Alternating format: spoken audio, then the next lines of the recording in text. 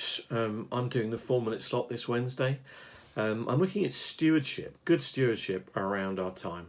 Time is our most precious resource. Ephesians 5:16 says, making the best use of time because these days are evil.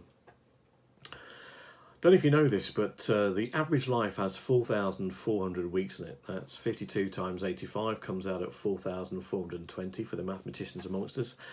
And if, like most, you're probably now thinking, gosh, how many weeks am I through my 4,420 allotted? If you're like me, you're almost 3/4 of the way through that allotted time. So what we do with our time is more important than what we do with our money. And why is that? Well, if you spend your money, you can earn more. And when that goes, you can earn more again. But when you spend your time, it's gone forever, never to be got back again. So time is our most precious resource that we're given. The crisis creates a unique opportunity of how we choose to invest or spend our time whilst in lockdown. For the majority of us who are non-key workers, there are lots of things we cannot spend our time doing anymore, like non-food shopping or window shopping, socialising with friends, going out for coffee or lunch, visiting family, celebrating birthdays together, meals out or going to the pub or cinema, hobbies, sports or interests that take us out of the house and to gyms and to clubs and to team sports and so on, travelling to and from work or college or attending university or holidays even. This all adds up to more available time, and there is only so much grass you can cut, believe me. Only so many hedges you can trim, or rooms that you can paint, or things that you can fix, or cakes that you can bake, or cars that you can wash, or garages that you can tidy, or reruns of old movies, or Netflix box sets to sit in front of, and before you become to feel quite empty and bored. And so, how much more available time do we actually have? And how are we spending it? Are we using it wisely? Could we be investing in things that will help us grow and develop as and mature as individuals and as couples and as families? Winston Churchill said, don't let the opportunity that sits in the middle of a crisis pass you by. John Wimber, the founder of the Global Vineyard Church movement, who was a friend of Terry Virgo's, and he was also a church consultant on good leadership and culture and values and ministry for nearly 20 years before he set up the Vineyard Church, had a mantra that you can still hear at the front of his churches around the world today, and it goes, come as you are, but don't stay as you are.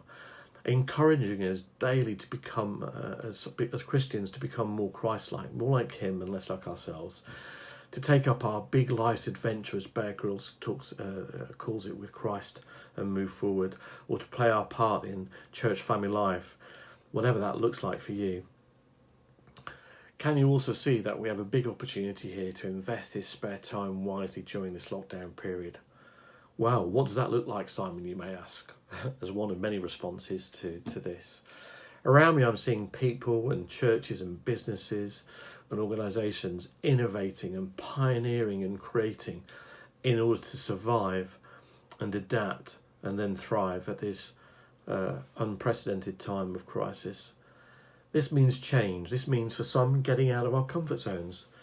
Who here saw Jez on Sunday take church to the people as part of his mobile pastor new role that he's picked up in our community in 6 different locations, and get way out of his comfort zone and bless the people in those streets with a hymn, Amazing Grace, and prayers of support for their families and people and loved ones, and then doing the Lord's Prayer collectively. That day I saw it for myself, that hearts and minds were impacted. People described it as being very emotional. There were tears and applause in response.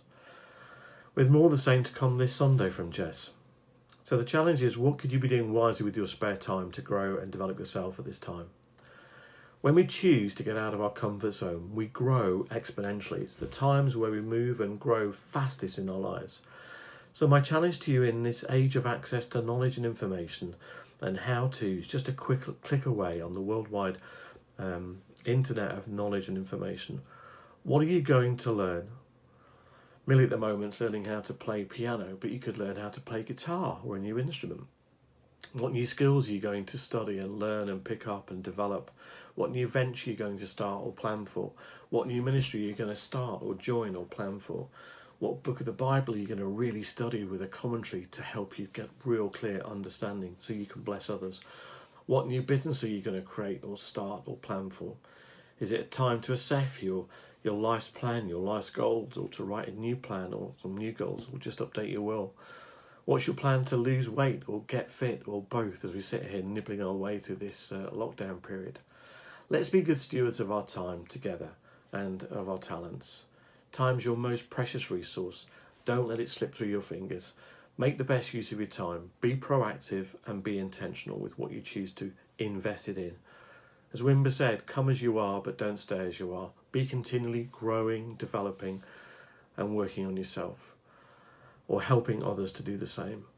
Learn to do something new or create something new. See the opportunity at hand and grasp it. Thank you for your time.